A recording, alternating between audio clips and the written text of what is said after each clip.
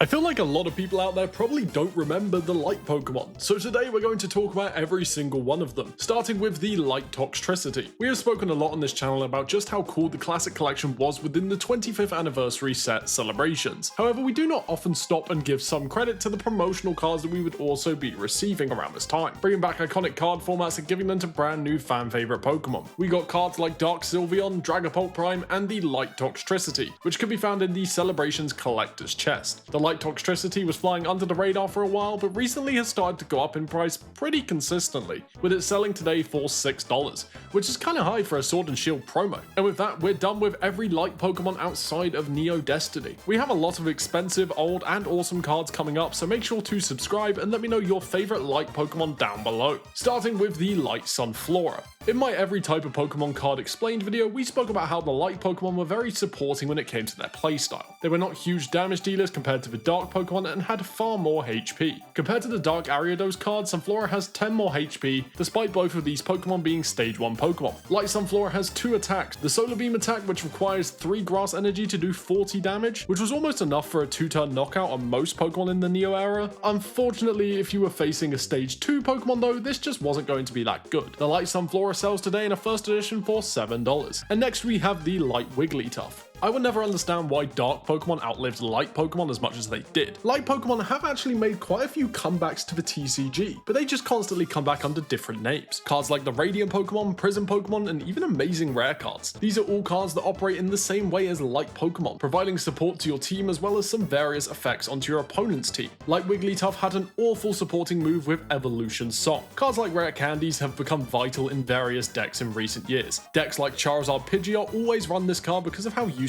it is. But imagine how much worse this card would be if you also evolved your opponent's Pokemon. This is what Evolution Song on Light Wigglytuff does. Both you and your opponent can evolve a Pokemon. This isn't good. You want to hold the upper hand in any competitive card game, and giving your opponent the same buff as you could turn out awfully. Light Wigglytuff also had the Body Slam attack, which did 20 damage as well as paralyzing your opponent for 3 energies. You can find the Light Wigglytuff selling today for up to $15. And then we have the Light Venomoth. Light Venomoth once again has both a damage dealing attack as well as a supporting move. The Light Venomoth supporting move is called Mysterious Wing, and through this you and your opponent may choose a baby, basic, or evolution Pokemon from the discard pile to put into your hand. I really don't have to explain why this is not a good ability. Once again, giving your opponent the ability to give themselves a leg up in a tough situation isn't a good thing. Light Venomoth also had the Synchronize attack, which is kind of weird. You could do 40 damage to your opponent, but only if they had a different number of energy cards attached to their Pokemon. I cannot think of a situation where this is worth using. The Light Venomoth sells today for about $12. So we have spoken about a couple of boring Pokemon, so now it's time to get into the good stuff. Starting with the Light Vaporeon. Of course, any evolution is going to be a popular card, and within the Neo Destiny expansion, all 3 of the Kanto evolutions would get light Pokemon cards. The Light Vaporeon is actually not that bad. Firstly, you had Wash Away, which required only 1 energy to be able to heal all damage from one of your Pokemon, while also discarding every energy attached to them. This is actually a pretty balanced effect. Then you had the Hypno Shower attack, which required 3 energy to do 30 damage, as well as putting your opponent's active Pokemon to sleep. This would also allow you to heal 1 damage counter from every benched Pokemon on the field, both yours and your opponent's. At the start of this video, I questioned why these cards never came back, and now I'm kinda starting to see it. Why does every move on these Pokemon affect both you and your opponent? If anything, that is a bit too balanced. The Light Vaporeon sells today for up to $55. My favorite light Pokemon card, at least from a design standpoint, is the Light Slowbro. Slowbro is one of the Pokemon that would get both a light and a dark version as well. Both of these excelled at different things. The dark version could bring back 3 basic Pokemon from your discard pile upon evolution, while the Light Slowbro could do this passively with a 1 energy supporting move. Once again though, the Light Slowbro would also give this buff to your opponent, so it just wasn't as good of an option as the Dark Slowbro. However, Light Slowbro would have the Splash About attack, which could do 40 damage if your opponent had more energy attached than Light Slowbro. In a vacuum, this would work well into decks with 3 energy attacking Pokemon. The Light Slowbro sells today for around $45. Finally, we have a light Pokemon with a supporting move that does not buff your opponent too, with the Light Ninetales. Light Ninetales gets the Guiding Flame supporting move, which would allow you to put a baby or basic Pokemon onto your bench from your discard pile,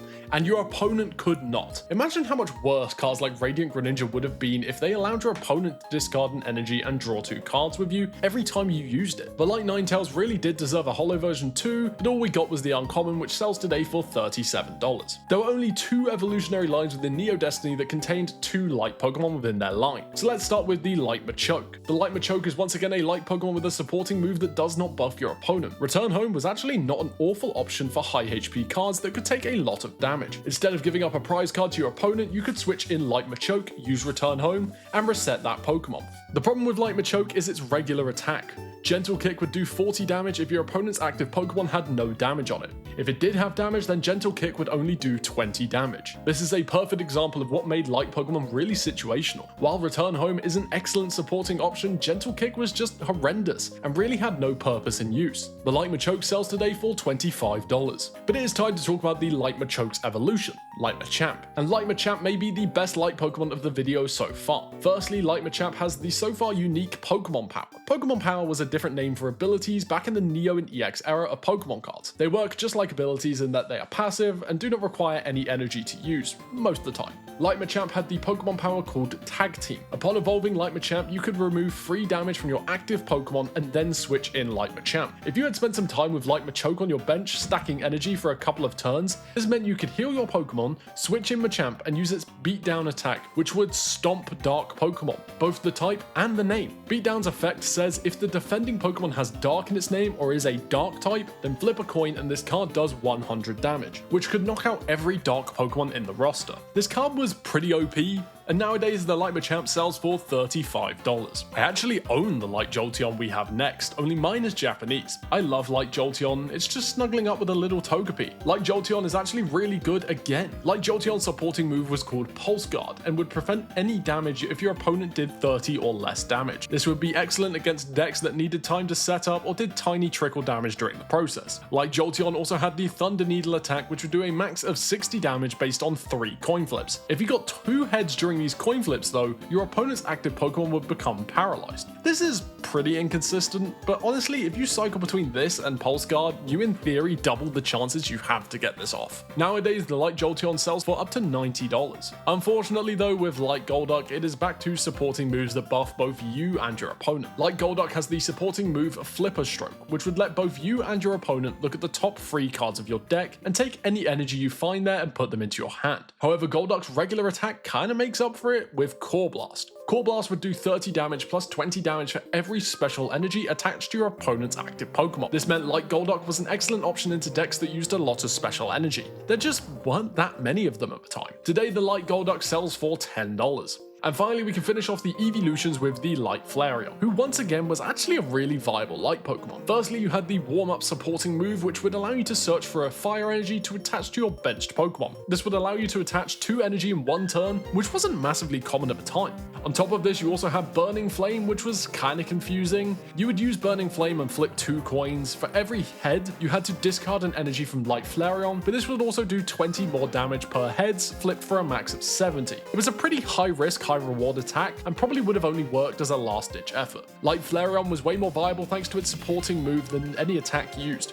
The Light Flareon sells today for $65. I love Light Dugong. I really don't get the people who don't like Dugong. Sure, the design is simple, but I think that's part of the charm. The Light Dugong would once again have a supporting move, but unlike previous cards in the video, it was actually really good. It's also one of the very few supporting moves that required 2 energy. Freezing Breath would do 10 damage and give you a coin flip. If you flipped heads, the defending Pokemon would be paralyzed. If you flipped tails, they would be asleep. Both of these stats effects are powerful and useful, and back in the day, they were really strong in the TCG. On top of this, Light Dugong also had Ice Pillar, which would do 40 damage and block any damage from hitting your benched Pokemon on the next turn. Light Dugong is the full definition of the supporting light Pokemon, and nowadays this card sells for $7. Which brings us to Light Piloswine. Light Piloswine is another one of the few light Pokemon who had Pokemon powers as opposed to supporting moves. The Pokemon power Fluffy Wool would allow Light Piloswine to flip a coin after being hit by attack. If you landed heads, then the attacking Pokemon would fall asleep. This meant attacking into Light Piloswine was incredibly risky. Light Piloswine also had the Knock Over move, which would do 30 damage and discard a stadium in play, so it wasn't an amazing offensive force. But as a defensive Stormon, it was perfect. The Light Piloswine sells today for $15. When I made my damaged Pokemon card video, I knew I had to buy one of the Light Ledian cards. I know Ledian kinda stinks, but I actually really like its design, and its Light card is really cool. Light Ledian had the supporting attack Flash Touch, which will allow you to switch in one of your benched Pokemon for Light Ledian and block all status effects from hitting it. This was an excellent card into decks that pushed Paralysis, Confusion, and Poison onto your cards. And offensively, it wasn't a bad option either with the Comet Punch attack, which would do 20 damage per coin flip landed on heads for a max of 80 damage. The Light Ledian was a really good all-around light Pokemon, excellent support, and decent offensive capability.